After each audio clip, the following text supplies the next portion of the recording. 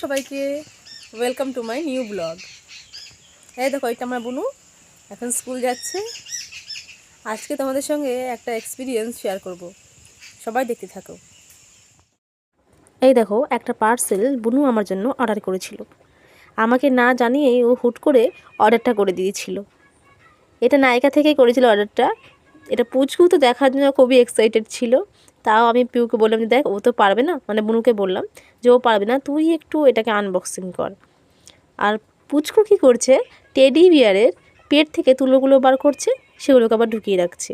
বৃষ্টির দিনে বাচ্চাকে ঘরে একা সামলানো ফোন না দিয়ে খুবই কঠিন, জানেন তো। যাই হোক, এবার পিউ পিউ এটাকে খোলার চেষ্টা করছে। এখনও আমাকে বলেনি যে ভেতরে কী আছে। দেখি কি আছে, দেখাই যাক। ওয়াও, প্যাকেজিংটা খুব সুন্দর করেছে নায়িকা থেকে। দেখি দেখি কি আছে। ও, থ্যাংক ইউ সো মাচ। একটা ক্রিম অর্ডার করেছিল হিমালয়ার, 200 গ্রামের ছিল এটা।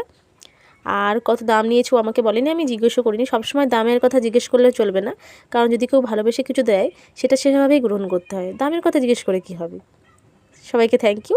ততক্ষণে আমার মা রান্না বসিয়ে দিয়েছে, খিচুড়ি হচ্ছিল। চাল ডালে এক করে কিছু সবজি দিয়ে বসিয়ে দিয়েছে খিচুড়ি। বৃষ্টির দিনে আমাদের খিচুড়ি খেতে খুবই ভালো লাগে। আর তার সঙ্গে হবে বাঁধাকপির পেঁয়াজি আর বেগুন ভাজা আর ডিম ভাজা। থ্যাংক ইউ সবাইকে ব্লগটা দেখার জন্য।